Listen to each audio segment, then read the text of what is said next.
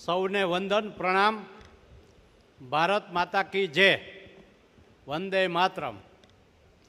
સર્વે મંચસ્થ મહાનુભાવો, મુરબ્બી શ્રી શાહ સાહેબ, અમારા બેન શ્રી ધારાસભ્ય દર્શિતાબેન, દિલીપભાઈ, અમારા બે બોઘરા સાહેબ, એક પ્રદેશના ઉપાધ્યક્ષ, બીજા આપણા એડવોકેટ ને એપીએમસી માર્કેટ યાર્ડના ચેરમેન પરેશભાઈ, સામે બેઠેલા બધા સિનિયર વડીલો, વકીલ મિત્રો, ભાઈઓ તથા બહેનો.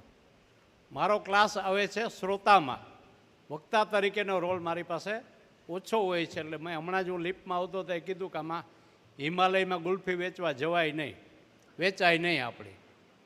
અને આપ બધા ખૂબ જ વક્તા તરીકે કોર્ટમાં સારી પ્રેક્ટિસ કરતા હોય, લોકોને ન્યાય અપાવતા હોય, એટલે એમાં બહુ કંઈ પીરસવા જેવું અમારી પાસે જનરલી રાજકીય તરીકે બહુ હોતું નથી, કેમ કે આપ બધા ખૂબ વિદ્વાન વકીલ હોય છે. અને આપણા જજ સાહેબ પણ કહેતા છે વિદ્વાન વકીલ, એમ જેમ અમારે ત્રિવેદી સાહેબ કહેતા કે ધારાસભ્ય એટલે 182 ધારાસભ્યો એના પ્રતિનિધિ એ અમારા અધ્યક્ષ હોય, અને એ પણ એવું બોલે કે માનની ધારાસભ્ય શ્રી, એટલે માનની વિદ્વાન વકીલો છે. આપ સૌને મારા વંદન. ખાસ તો મને અહીંયા તમે બોલાવી મારું સન્માન કર્યું અને અવડા માનવ મહેરામણની વચ્ચે મને બોલવા ઊભો કર્યો, અને મારા પગ ધ્રુજે છે, તમે કોઈ જોઈ નથી શકતા, પણ મને ખબર છે કે અહીંયા બહુ કંઈ વટાણા વેરવા જાય અને મુશ્કેલી પડે એના કરતાં જલ્દીથી આપણી વાતને પૂરી કરી શકીએ. કેમ કે વર્ષોથી આપ સૌ ન્યાય પ્રણાલિકા સાથે જોડાયેલા છો, ને મેં પણ જોડાવા માટે પાપી પગલી કરી હતી. 84માં મેં પણ સનદ લીધી હતી પોરબંદર મુકામે.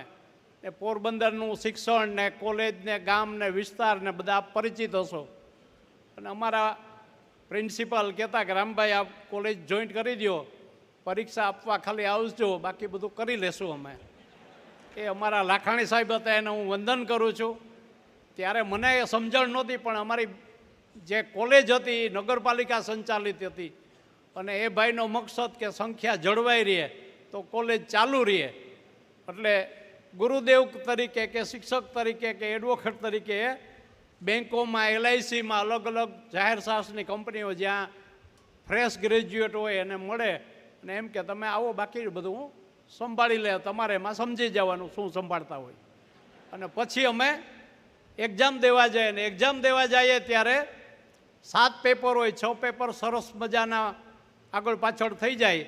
એકાદ પેપરમાં કાં તો એ યુનિવર્સિટીમાંથી સારા એવા ઓડિટ જે પેલા હોય નટુભાઈ પરમાર જેવા પ્રોફેસર કડક, એને બોલાવે, અને પછી સ્ટ્રિક થઈ જાય, અને એક પેપરમાં એટીકેટી આવે એટલે ફરીથી પાછી તમારે એક્ઝામ દેવી પડે, ફી ચાલુ રહે અને સંખ્યા જળવાઈ રહે. આ મકસદ એમનો હતો. એ હું કોલેજમાં જીએસ હતો એટલે મને પછી સમજાણું કે સાહેબ તમે દર વખતે આવું કેમ કરો છો, કે તમને ન ખબર પડે. ફી માફીનો પ્રશ્ન હતો ને ગાંધીનગર રજૂઆત કરવા ગયા ત્યારે જે ડિટેલમાં વાર્તાલાપ થયો તો એ ખબર પડી કે આ બધું ભોપાળું તો સંખ્યા જાળવી રાખવા, એની નોકરી ચાલુ રાખવા. અને પોરબંદરમાં એક કોલેજ છે ને, એ મને લાગે કદાચ અહીંયા માફ કરજો ભાઈ, એ અહીંયા ડીન હતા લો ફેકલ્ટીના. એટલે આપણું શિક્ષણ જે તે વખતે ત્યારે જે હતું એમાં મેં ડિગ્રી લીધી, પણ મને પછી હિંમત ના લી કે આ ડિગ્રી કદાચ આરોપી કે ફરિયાદીને હું ન્યાય આપી શકું ન આપી શકું. એટલે મેં મારો બિઝનેસ ચાલુ કર્યો અને સનદ 85માં મેં જમા કરાવી દીધી, ને હજી જમા પડી છે. હવે કદાચ જરૂર પડે તો ફરીથી પાછી નવેસરથી તમારી સાથે જોડાવા રાજકોટમાં મોકો મળશે તો પ્રયત્ન કરીશ. પણ આપ લોકો ખૂબ જ તજજ્ઞ અગ્રણી હોય અને સમાજમાં માનભર્યું સ્થાન ધરાવતા હોય છે. અત્યારનો જે જમાનો છે એ નોલેજનો જમાનો છે. અમારી વખતે આ પેલા ટેરવા ઉપર ગૂગલમાં ખબર ન પડતી ત્યારે હતું નહીં, ને હવે ત્યારે છે, પણ અમે આઉટ ઓફ ડેટ થઈ ગયા છે. એટલે જાણવાનો જમાનો છે. જેમ આપણા સાહેબે ભાતની વાત કરી, અમારા ખૂબ વડીલ છે, આદરણીય છે રાજેન્દ્રભાઈ, પણ એમ તમારી પાસે પણ ખૂબ તર્ક હોય છે, અને તમારી તર્ક શક્તિ ખૂબ જ સારી હોય છે, અને એમાં આપ નિપુણ થાવ એટલે આપના વ્યવસાયમાં આપ લીડર બનો છો, સોલિસિટર બનો છો, અને છેક સુપ્રીમ કોર્ટ સુધી પહોંચે છે. મને અભયભાઈને યાદ કરવાનું મન થાય કે અભયભાઈ મારો ખાસ અંગત જૂનો ભાઈબંધ હતો, 35 વર્ષ જૂનો. અને એ જ્યારે પોરબંદર પ્રેક્ટિસ માટે આવતા ત્યારે મારે ત્યાં જ ઉતરતા, અને મારો એનો લાંબો પરિચય. એટલે એને લીગલમાં જે ડિરેક્ટરશીપ કે જે મળી હતી લીડરશીપ, એનો જે ઉત્સાહ હતો તે એક ખુશ થઈને કહેતો કે રાજકોટ બારનો મારે જેવો એમ કે એક ઉઘાડ પગો એડવોકેટ છે, એ કેન્દ્રમાં પદ મળ્યું છે. એટલે બહુ એને ગૌરવ થતું, ને અમે પણ ઉત્સાહમાં ગામે ગામેના સન્માન કરવા માટે લઈ જતા. અને એમાંથી ધીમે ધીમે કુદરતનું કરવું કે એમને રાજ્યસભાની ટિકિટ મળીને એનો આનંદ ઓર હતો. પણ બેડલક એમના કે કોવિડ વખતે જેનું ટૂંક સમયમાં જ માત્ર સોગંદવિધિમાં હાજર રહી શક્યા, પછી ન રહ્યા અને એનું અવસાન થયું. પણ એની મને સલાહ આપી હતી કે તારા અમિત શાહ મિત્ર છે. હું કે હા. મને કે તું જા, તને રાજ્યસભાની ટિકિટ આપશે. આ મારો બીજું નોલેજ નથી એટલે મારી વાત શેર કરું છું તમારી જાણ માટે. એટલે મેં કીધું કે હું જઈશ, પણ હવે હું માગવાનો નથી ટિકિટ, એટલા માટે કે મેં 12માં માગી હતી, મને ટિકિટ નહોતી મળી. મને જે શબ્દો કીધા ત્યાં કહેવા જેવા નથી મોદી સાહેબને અમિત શાહ, કે પોરબંદરમાં શું પરિસ્થિતિ છે ને કોને શું ટિકિટ આપવી તું જાણતો નથી, એટલે તું બીજું કામ કર.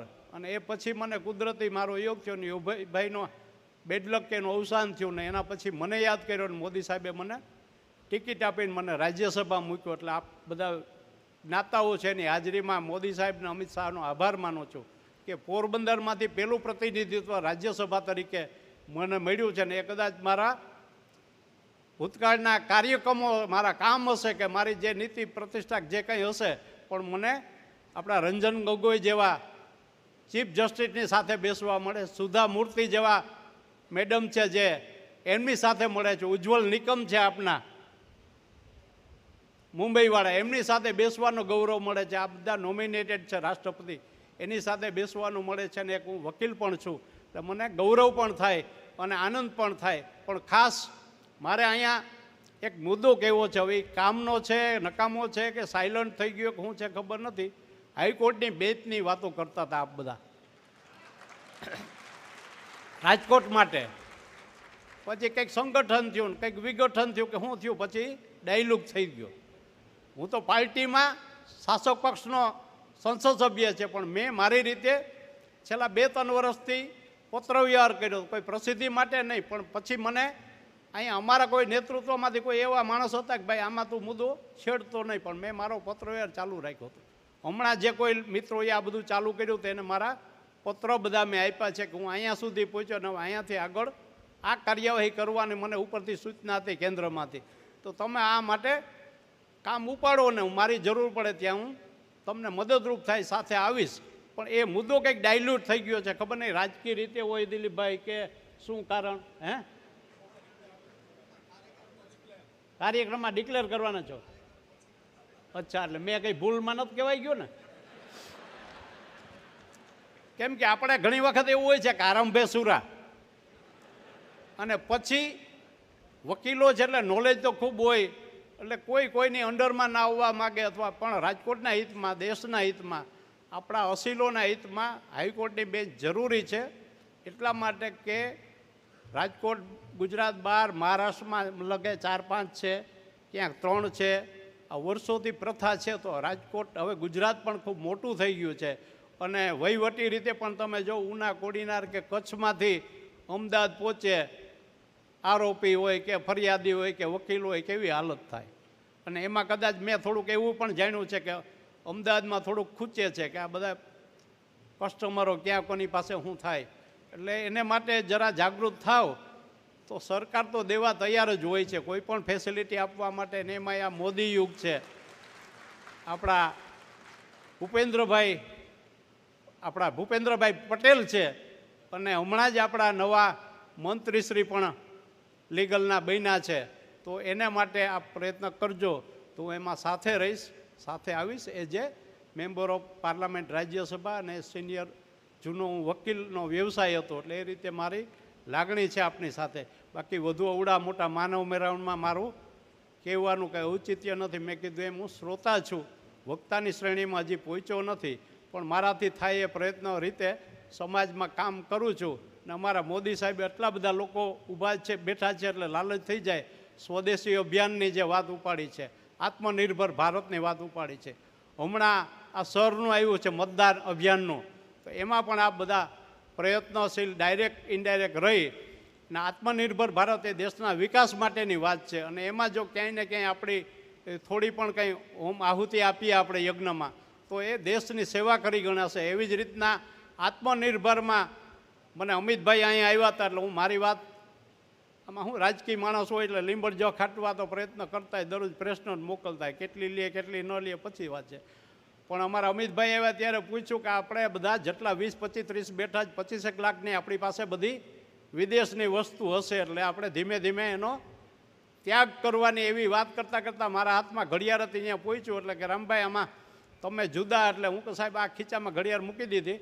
એ વાણિયાના દીકરા છે ને હું બ્રાહ્મણ છું, આગળ બધી વાણીઓ ને પાછળ બધી બ્રહ્મ એને કીધું એટલે મને યાદ હોત મેં લઈને મૂકી દીધી.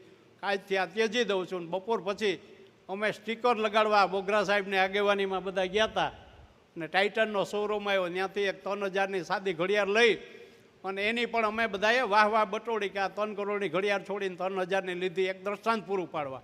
પછી મને ઉપરથી સૂચના આવી કે આનો બહુ પ્રચાર કરવાની જરૂર નથી, તમે તમારી મેળે અપનાવો. એટલે હું આ બધાને વિનંતી કરું છું, આ સ્ટેજ એના માટેનું નથી પણ સ્વદેશી અને આત્મનિર્ભર ભારત માટે આપણે સૌ બધા પ્રયત્ન કરીએ, દેશનો વિકાસ થાય. વકીલો ખૂબ મોટું એમાં મહત્ત્વ હોય છે, ખૂબ મોટું યોગદાન હોય છે.